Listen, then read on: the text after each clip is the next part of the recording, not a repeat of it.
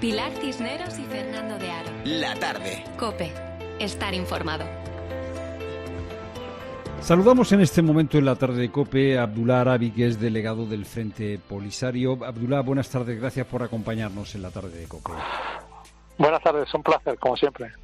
Abdullah, ¿qué valoración hacéis en el Frente Polisario de la decisión de Trump de otorgar el Sáhara Occidental a Marruecos?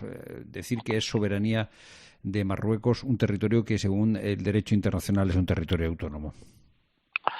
Pues creemos que es un error de la política exterior americana. El presidente saliente ha tomado esa decisión y yo creo que lejos de ayudar a una solución a la cuestión del Sáhara Occidental, la complica todavía más. Yo creo que también rompe con la postura tradicional de los Estados Unidos de América con respecto a la cuestión del Sáhara Occidental y pone en serios aprietos a la nueva administración y eleva la tensión en la zona del norte de África y realmente socava cualquier esfuerzo de lograr la paz en el Sáhara Occidental.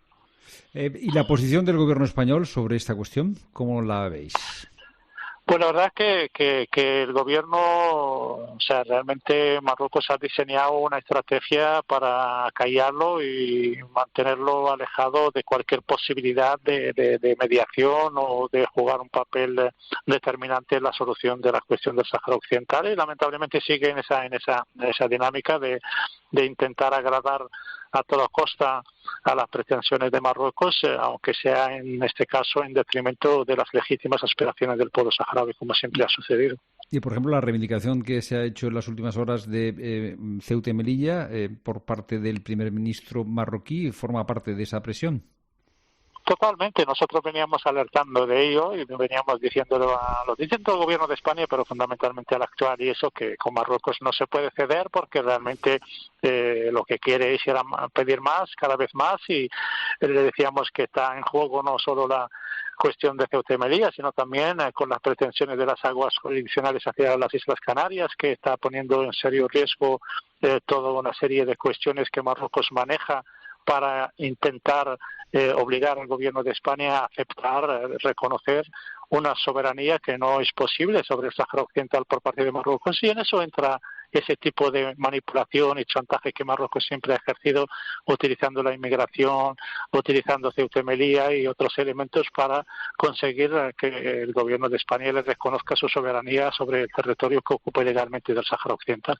La solución francesa de establecer un sistema, digamos, de autonomía, o sea, que el Sáhara esté dentro de Marruecos con autonomía y con derecho a la autodeterminación, ¿os parece una buena solución?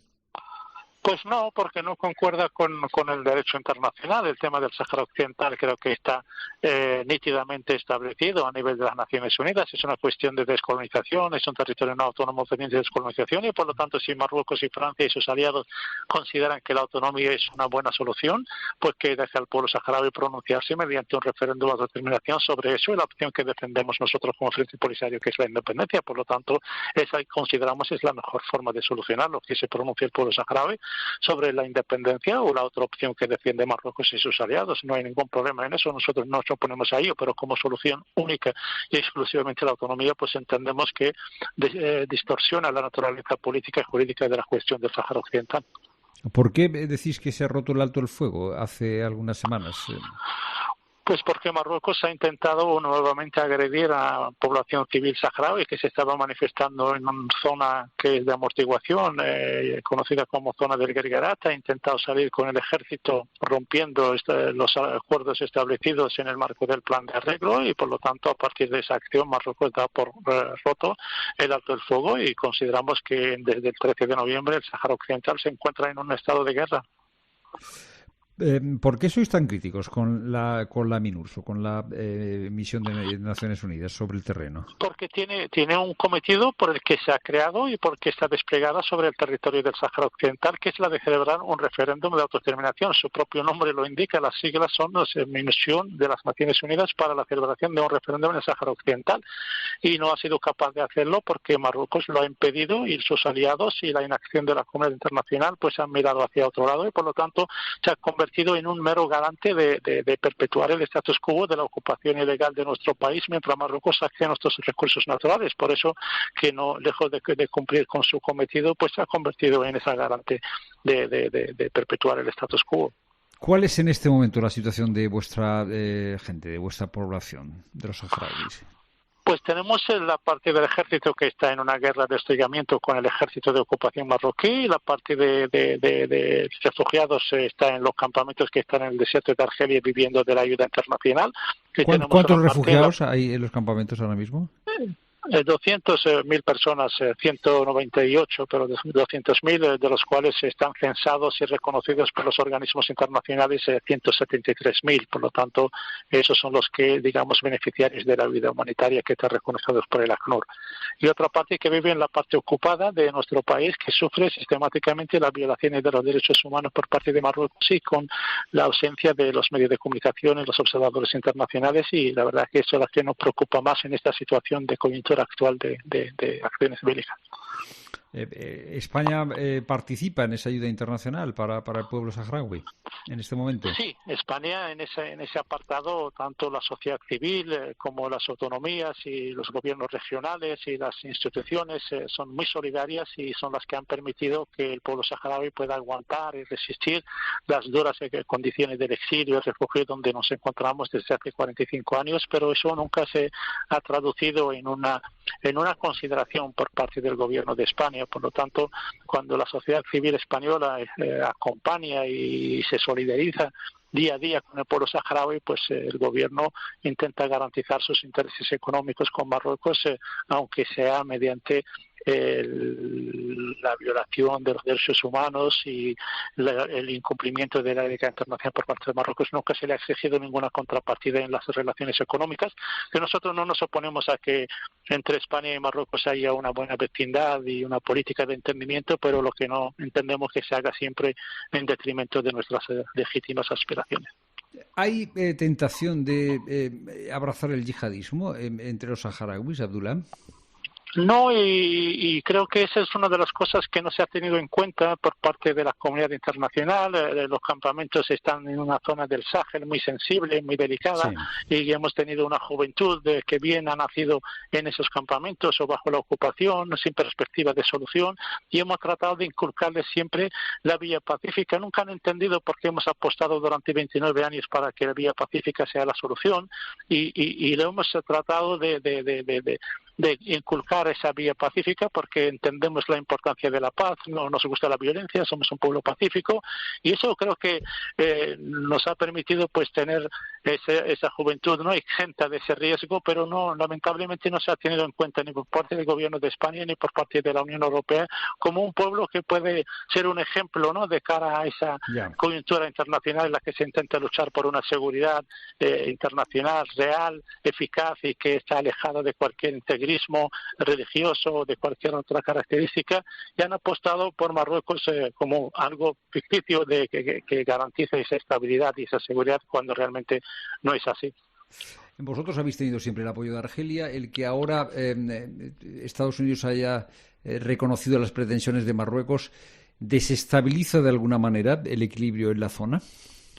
Yo creo que ponen en riesgo ese equilibrio y sobre todo creo que eleva la tensión, como decía antes, y por lo tanto Argelia también va a ver que está amenazada su seguridad nacional. No hay que olvidar que Marruecos va a intentar por todos los medios de implicar cualquier país vecino, ya sea Argelia o sea por la parte saharaui ocupada Mauritania. Por lo tanto, consideramos que ahora mismo la decisión del presidente saliente americano, lejos de llevar o de acercar la paz a la región del norte de África, lo complica y sobre todo pone en riesgo también los intereses económicos de los países europeos en el norte de África, fundamentalmente España y Francia.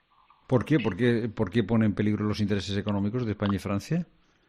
Pues porque son dos países, Francia, Marruecos y Argelia, que siempre uno de ellos tiene que liderar, sino dos juntos, a esa necesaria integración de la región del Magreb árabe, y por lo tanto esta decisión de intentar reconocer la soberanía de un país miembro de la Unión Africana, de otros también, como somos nosotros miembros de la Unión Africana, es una agresión de un país a otro, y Ya. por lo tanto a nivel del continente africano va a suponer muchos problemas para avanzar en una solución, digamos, que permita que la zona del norte de África pues tenga esa estabilidad necesaria para la Unión Europea. Por lo tanto, los intereses económicos Marruecos los va a garantizar siempre si se le reconozca su soberanía sobre el Sáhara Occidental. Eso es indudable.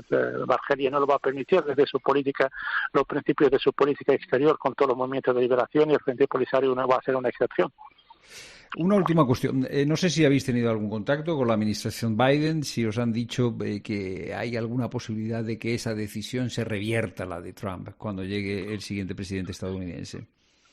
Están en ese proceso de traspaso. Nosotros evidentemente estamos con todos nuestros contactos y eso, evidentemente nosotros esperamos y deseamos que se revierta esa decisión. Creemos que va a poner en serio riesgo el papel de Estados Unidos a nivel del Consejo de Seguridad y sobre todo en la defensa del derecho a la autodeterminación de los pueblos de los 17 territorios no autónomos pendientes de descolonización, de los cuales el Sáhara Occidental es uno de ellos, y por lo tanto esperamos y deseamos que sea así, que también las Naciones Unidas, la Unión Europea y todos los países que integran la Unión Europea, ninguno ha avalado esa decisión de Trump, y esperamos y deseamos que la nueva administración no lo tenga en cuenta y siga poniendo a Estados Unidos en el papel que le corresponde a nivel del Consejo de Seguridad, porque es un miembro permanente y le corresponde elaborar todos los borradores de las resoluciones en cuanto al Sáhara Occidental se refiere. Por lo tanto, confiamos y esperamos que se revierta y se corrija este error que va a llevar no solo a la zona del norte de África, sino pone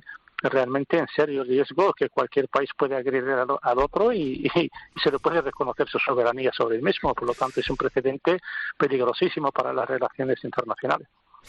Abdullah Arabi, gracias por estar con nosotros en la tarde de COPE. Suerte para esta lucha que el pueblo saharaui desde hace ya muchas décadas y muchos años intenta lleva a cabo la lucha por una autodeterminación reconocida por el derecho internacional. Buenas tardes. Muchísimas gracias. Un saludo. Bueno, interesante lo que nos dice Abdullah. Pilar, sobre todo recordarnos que el reconocimiento, la pretensión de Marruecos sobre el Sáhara no es conforme al derecho internacional. Pues ha hablado muy claro, ese es el titular, efectivamente.